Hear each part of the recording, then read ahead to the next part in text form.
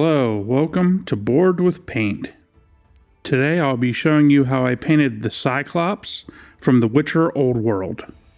This is a large miniature, and there's a lot of interesting variation in the skin tones that I want to explore here. I've already primed the miniature in gray, so let's get started. We'll begin by covering all of the skin with Harvester Flesh from Scalecolor. The coverage isn't that great with this color, so you'll probably need 2 or 3 coats.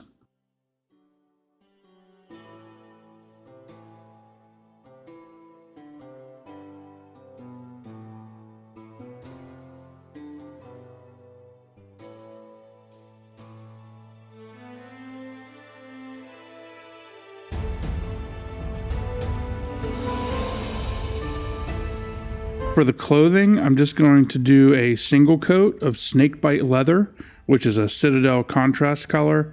This will eliminate the need for us having to add extra highlights to it later.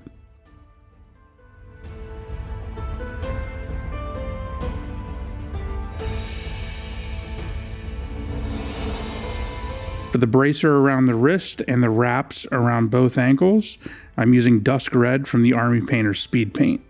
Again, this is a color that will not need additional highlighting.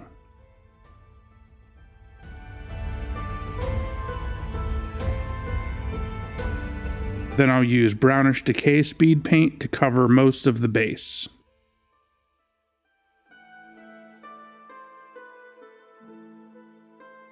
We'll also be using Speed Paint on the club, but I'm starting off giving it a base coat of warm gray, just to give it a little bit of an undertone.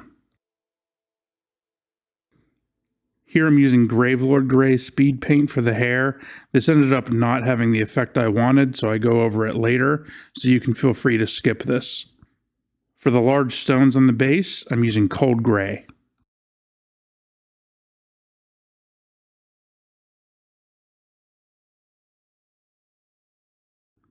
Then I'm using Screaming Skull for the skulls.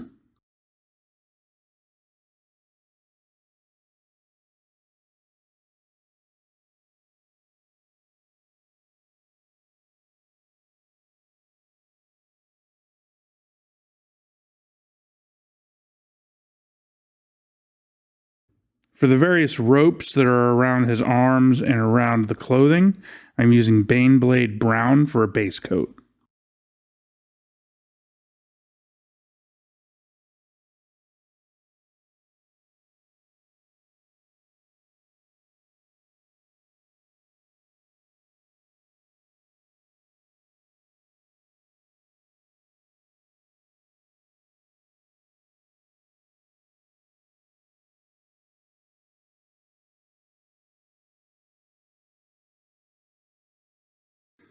I'm also using Screaming Skull for the bony trinkets that are on his clothing.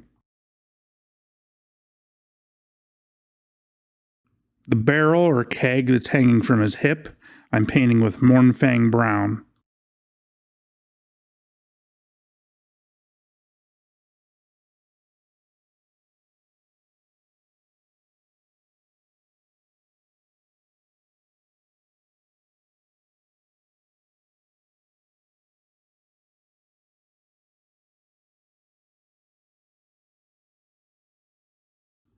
For the little stone thing that's on his belt, I'm using Cold Gray.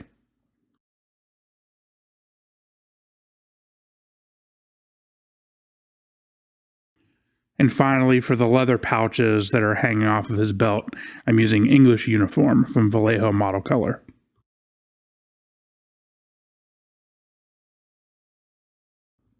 The metal belt is getting a base coat of Abaddon Black, and I'm also using this to paint the straps that are around the barrel.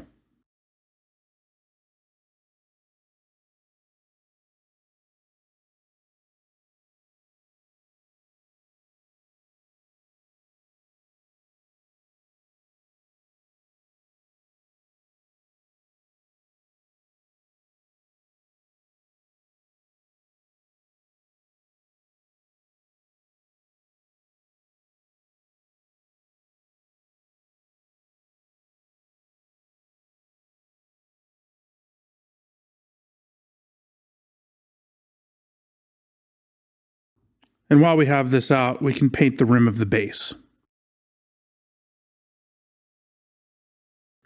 To add some texture to the stones on the base, I'm giving them a quick dry brush of titanium white.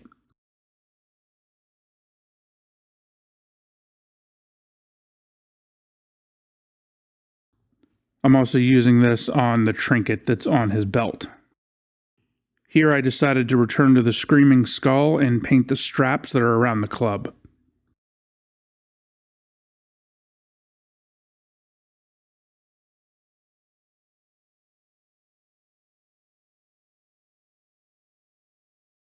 The blue stone that's hanging around his neck, I've decided to paint using Raging Sea from the Army Painter Speedpaint. In order to access this, I heated the miniature up with a hairdryer and sort of bent the club out of the way. Then when we're done, we'll bend it back into the original pose. This is a little hard to see on camera, but I'm applying Agrax Earthshade over the entire base.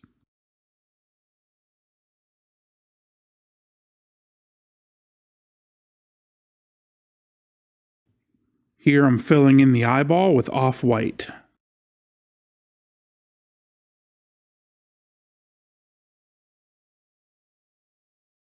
Returning to the club, I'm using the Army Painter Speedpaint's Desolate Brown to cover all the wooden areas of it.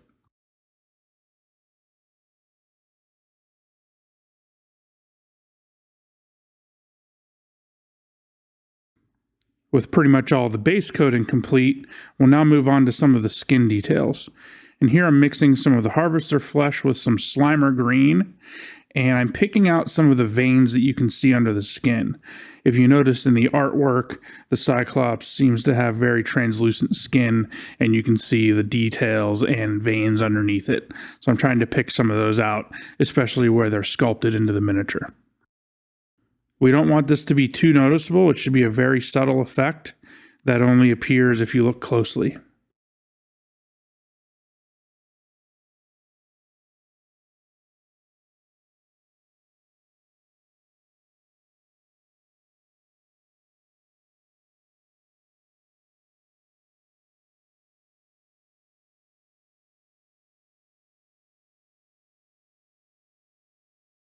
Next, I'm reinforcing some shadows with Reikland Fleshshade. I want to get this between the toes, between the fingers, and in any of the deepest recesses of the skin.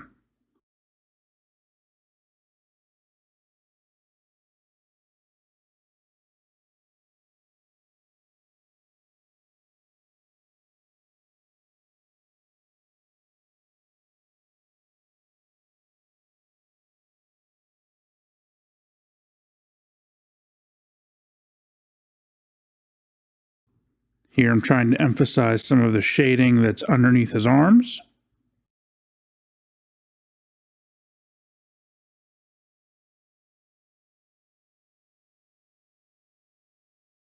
And here trying to get that texture to pop out on the back.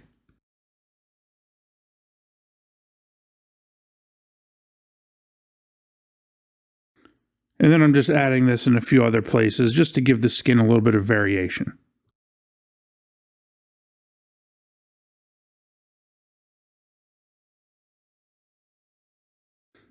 Next, I'm thinning down some Druchii Violet shade with some water and applying this into more of the shadow areas.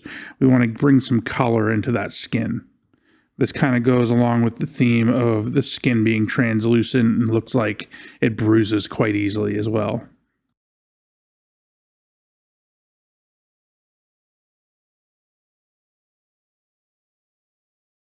Now we'll do something similar with Carroburg Crimson. We're thinning this down with some water and just trying to add some redness around the knuckles, knees, and face.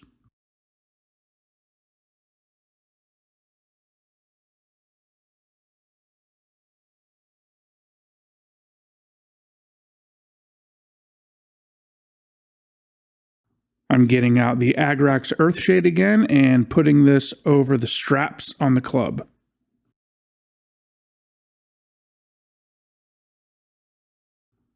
Now we'll return to Harvester Flesh, the original flesh color, and apply some highlights to the skin. Here I'm starting with the creases and the forehead.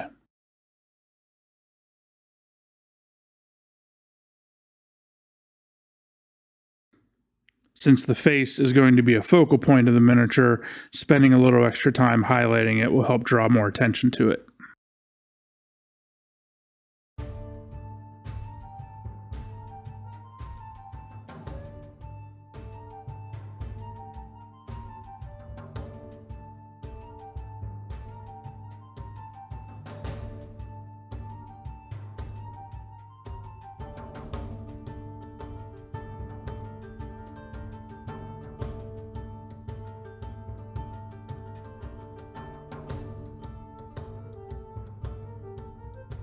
I also decided to add some highlights on the upper shoulders and on some of the muscles where it's facing upward.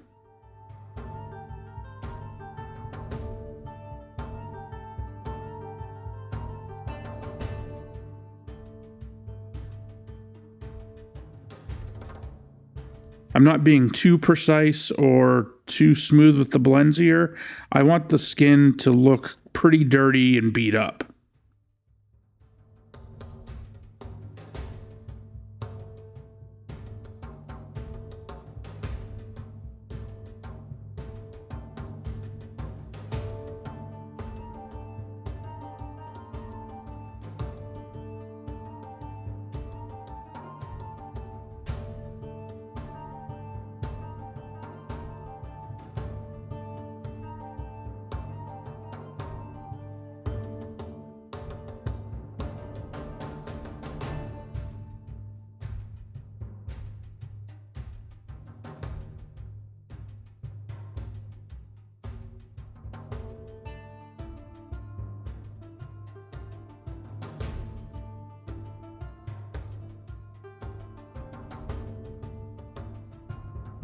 Here I'm adding some highlights to the knuckles here so they show up a little better.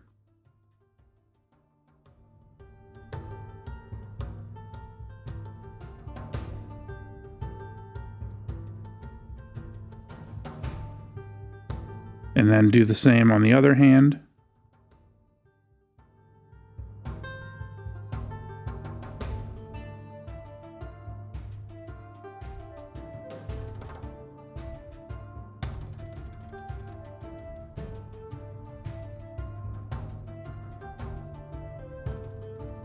And of course, we'll want to pick out the toes.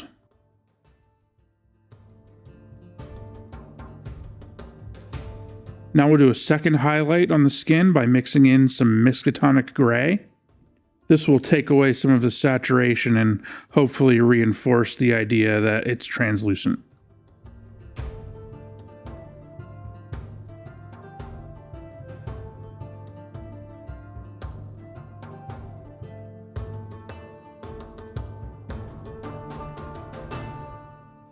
Next, I'm getting out my Micron pen and dotting in the pupil of the eye.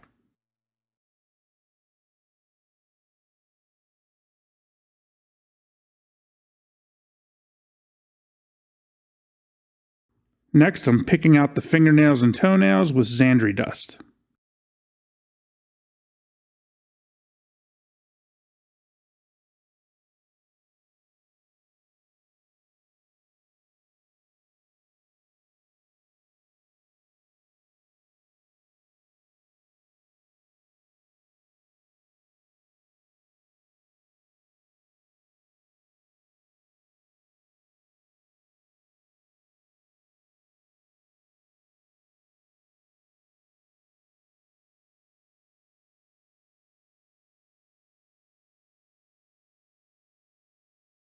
Now to bring some color back in where we added the highlights, I'm watering down some plain old red ink, and we'll apply this sparingly to various places on the skin, like the knuckles, elbows, and knees.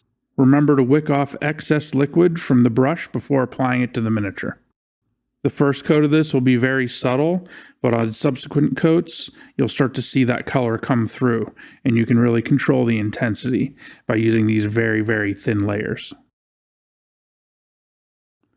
As I said, we want to keep this focused on the knuckles and fingers, as well as the elbows and knees, sort of where the skin is getting stretched quite thin.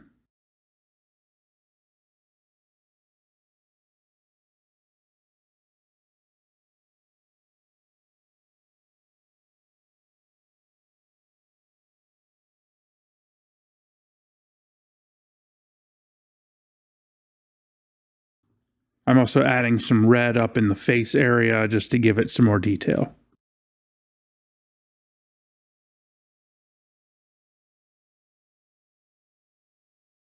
Next, I'm using Agrax Earthshade to shade all of the ropes that are around the entire miniature.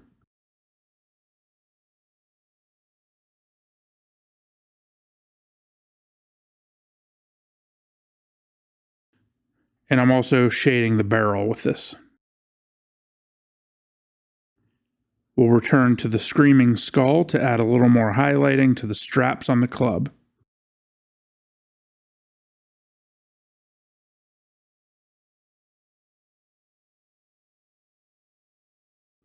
Returning to the hair, I'm giving it an entire base coat of Abaddon Black. This is going to replace the Gravelord Grey that we did earlier.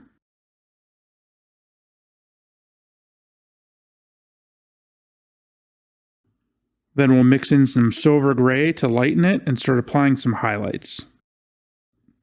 We just want to pick out the upper areas of some of the sculpted hairs on the head of the Cyclops.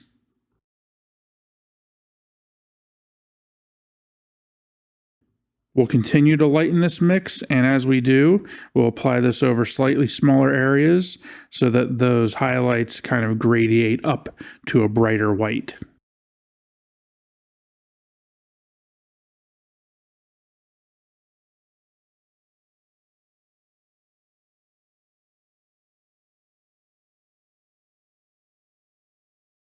Here we're lightening it a little bit more and applying the highlights again.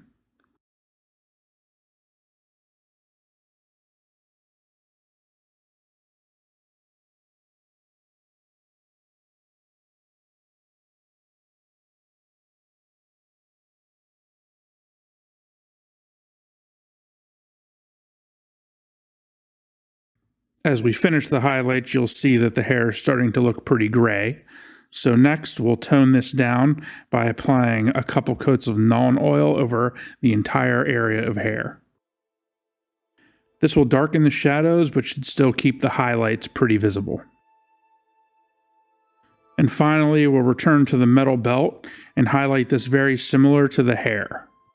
We're using a mix of Abaddon Black and Silver Gray, and I'm just picking out some of the areas to give a sort of non-metallic metal effect. There's not really a set of steps that I'm doing here. I'm just trying to create some transitions between dark and light. We also want to put a light dot on all the studs. Here I'm lightening the mix a little more to add some more highlights.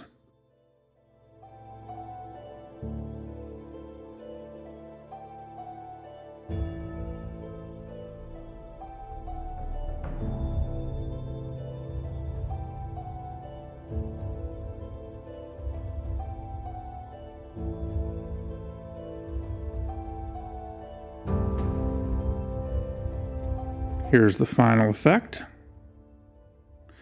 And here is the completed Cyclops. Thank you so much for watching. If you enjoyed this video or found it helpful, I'd appreciate it if you left a like on the video and subscribe to my channel for more content like this. If you're looking for more from me, you can follow me on Instagram, Twitter, or Facebook, where I'll sometimes post works in progress or let you know what I'm working on next. Thanks again for watching, and until next time, happy painting.